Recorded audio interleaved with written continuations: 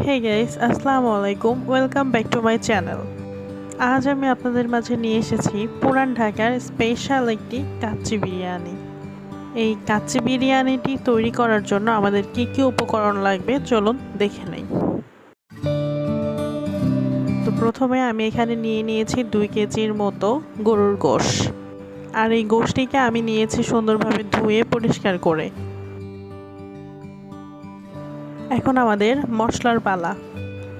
এই বিরিয়ানিটা তৈরি করতে একটু বেশি মশলা লেগে থাকে, তো আমি যে মশলাটা ইউজ করেছি সেটাই দেখাচ্ছি। তো আমি এখানে ব্যবহার করেছি কাঠবাদাম, আলু বোখারা, আদা বাটা, পেঁয়াজ বেরেস্তা,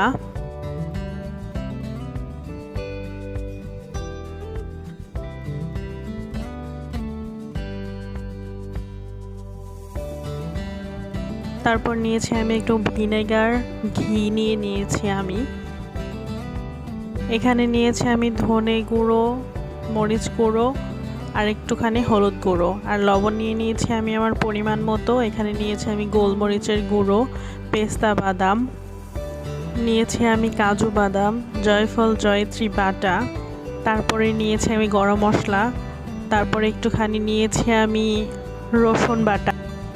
আমি টক দইটা সুন্দরভাবে ফেটে নিয়েছি। তারপর আমি এখানে নিয়েছি কাঁচা পেঁপে বাটা।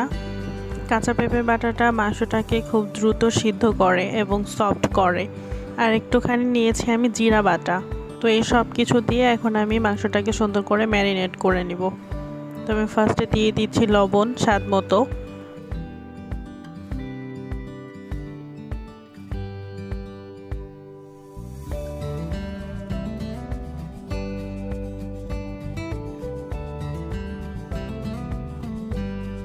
এখন দিয়ে দিচ্ছি আমি কাঁচা পেঁপে বাটা।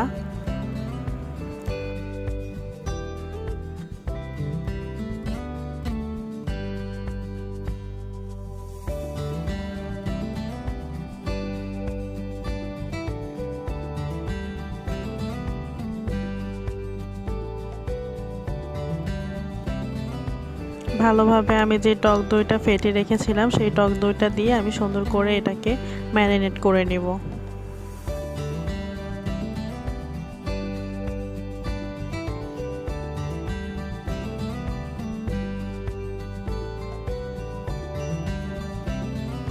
যাতে করে লবণ, পেঁপে এবং টক দইটা সুন্দরভাবে গোশের সাথে মিশে যায়।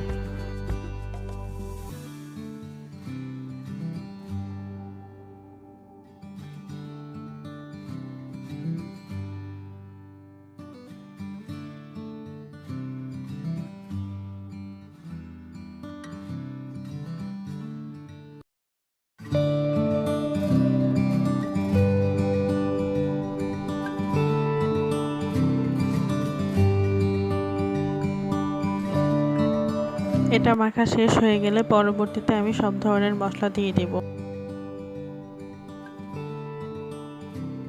ফার্স্টে আমি দিয়ে দিয়েছি পেস্তা বাদাম বাটা, তারপর দিচ্ছি আমি কাজু বাদাম বাটা,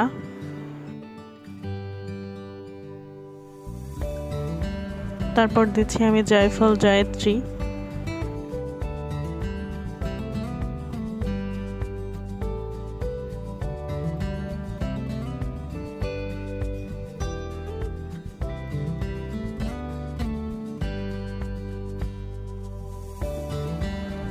এখন দিচ্ছি আমি একটুখানি জিরা বাটা,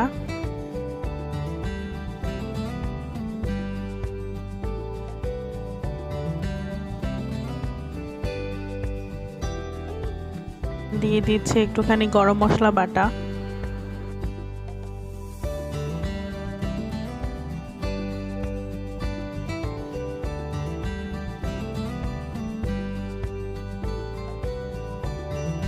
তো এখন দিয়ে দিচ্ছি আমি একটুখানি রসুন বাটা। 2 কেজি মাংসের সঙ্গে আমি পরিমাপ করে মশলাগুলো সুন্দরভাবে দিয়ে নিচ্ছি।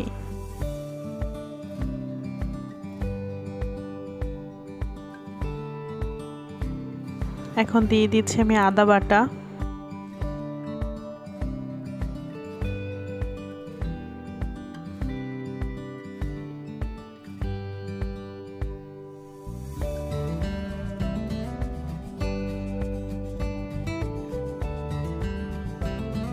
এখন দিয়ে নিচ্ছি আমি অল্প একটু আস্ত জিরা,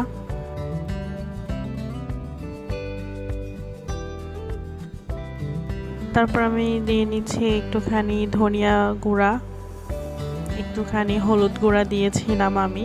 এটা যার যার ইচ্ছা মতো হলুদ গুঁড়া দিলেও হয়, না দিলেও হবে। আসলে আমি একটু কালারফুল পছন্দ করেছিলাম, এর জন্য হলুদ গুঁড়াটা অ্যাড করেছি।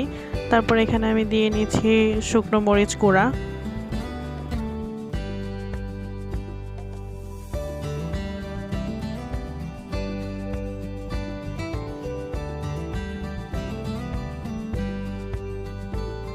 তারপর আমি দিয়ে নিচ্ছি এখানে পেঁয়াজ বেরেস্তা করে রেখেছিলাম, সেই পেঁয়াজ বেরেস্তাটা আমি ঢেলে দিচ্ছি। পেঁয়াজ বেরেস্তা নেওয়ার পর আমি এখানে গোলমরিচের গুঁড়ো দিয়ে দিচ্ছি কিছু,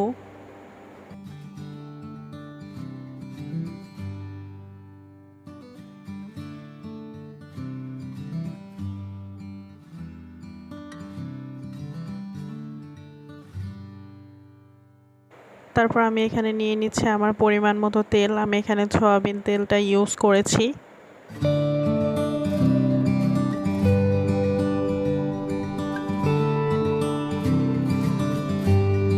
এখন আমি এই সবগুলো উপকরণ সুন্দরভাবে মাখিয়ে নিব। আর এটা আমার মাখা হয়ে যাওয়ার পর আমি কিছুক্ষণ এটাকে রেখে দিব সুন্দরভাবে ঢাকা দিয়ে, যাতে করে প্রত্যেকটা মাংসের মধ্যে ভালোভাবে মশলাগুলো পৌঁছাতে পারে। গোশটাকে যত বেশি ম্যারিনেট করে রেখে দিতে পারবেন তত বেশি সফট হবে কিন্তু গোশটা।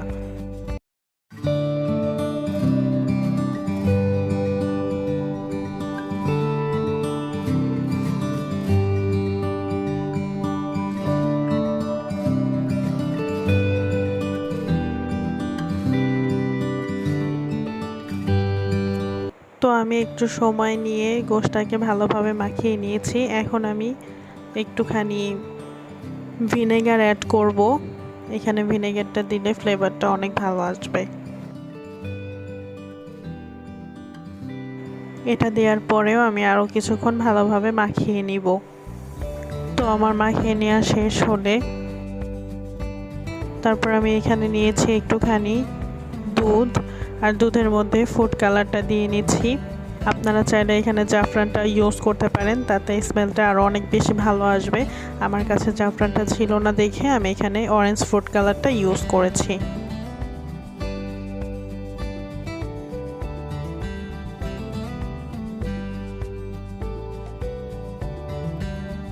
এখানে আমি চুলা থেকে কিছু কয়লা পুড়িয়ে নিয়ে এসেছি, আর তার উপর দিয়ে ঘিটা ছড়িয়ে দিচ্ছি।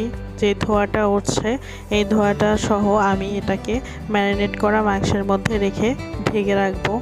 আর এটা ঢেকে রাখার ফলে ঘিয়ের যে স্মেলটা সেই স্মেলটা সম্পূর্ণ মাংসের মধ্যে চলে যাবে।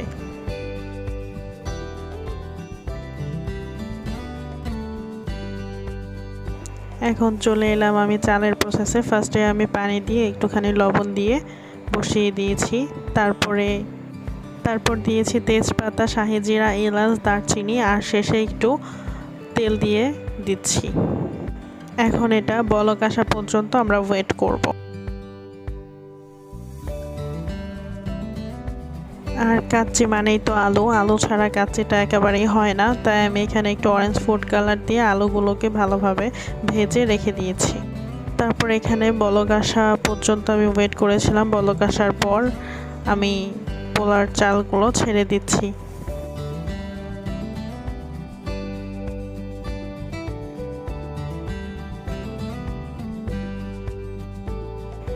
তো আমার এখন এখানে পোলাওটা হয়ে গেছে। আমি এখানে পোলাওটাকে 80%-এর মতো ফুটিয়ে নিয়েছি।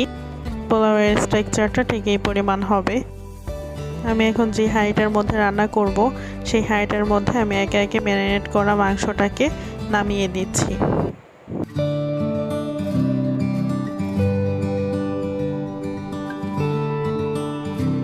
আমি এই ম্যারিনেট করা মাংসটাকে এখন হালকা একটু জাল দিয়ে নিব। 10%-এর মতো আর কি সিদ্ধ করে নেব আমি।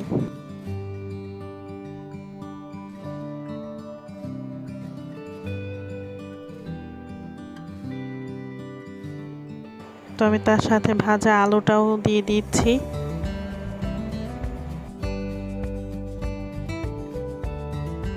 আমার গোশটাকে 10% সিদ্ধ করে নেওয়ার পর আমি এখানে একে একে দিয়ে দিচ্ছি চিনি মেশানো বেরেস্তা।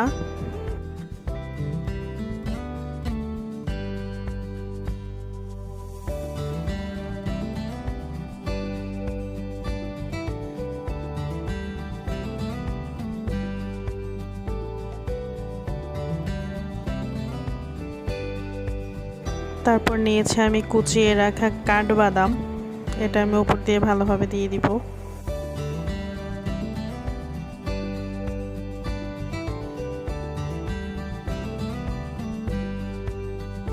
তারপর দিয়ে দিচ্ছি আমি সেদ্ধ পোলাওটা, উপর দিয়ে সুন্দরভাবে নাড়াচাড়া দিয়ে প্রত্যেকটা জায়গায় জায়গায় ছড়িয়ে দিতে হবে।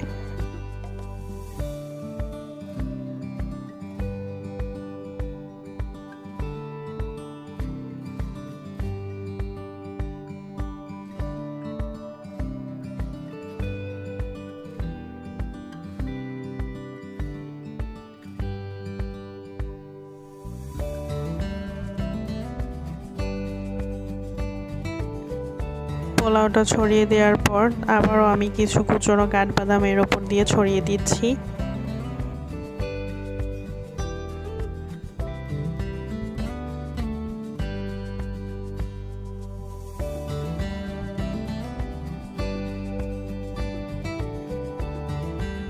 তারপর আমি এখানে দিয়ে দিচ্ছি কিছু আলু বোখারা, এটা খেতে অনেক বেশি টেস্টফুল।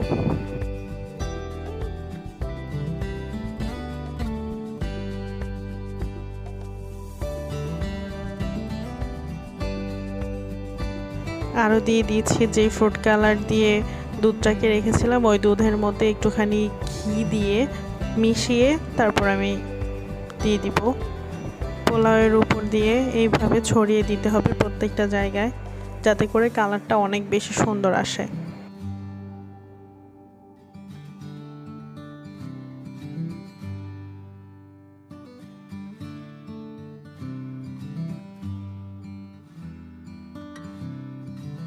তো আমার এক স্টেপ শেষ, আমি এখন আরেক লেয়ারে চলে এসেছি, আরেক স্টেপে আর কি। এখানে আমি ভালোভাবে পোলাওগুলো দিয়ে নিব।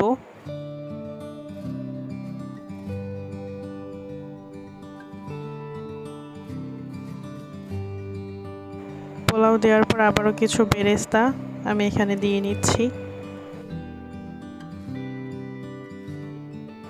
বেরেস্তা দেওয়ার পর আমি এখানে আরও কিছু কাঠবাদাম কুচিও দিয়ে দিচ্ছি।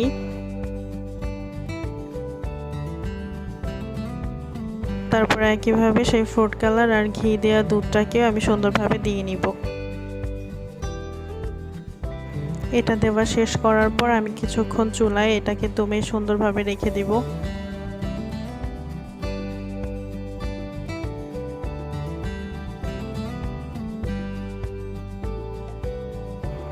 তো এখন হয়ে গেছে আমার ঢাকাইয়া কাচ্চি বিরিয়ানি পুরান ঢাকার। দেখুন কত সুন্দর হয়েছে। এটা আমি এখন ভালোভাবে বেড়ে নিব, বেড়ে আপনাদেরকে দেখাবো। তো তৈরি হয়ে গেল আমার পুরান ঢাকার কাচ্চি বিরিয়ানি। দেখুন কতটা সুন্দর হয়েছে, কালারটাও অনেক ভালো এসেছে। প্রত্যেকটা জিনিস অনেক বেশি পারফেক্ট হয়েছে।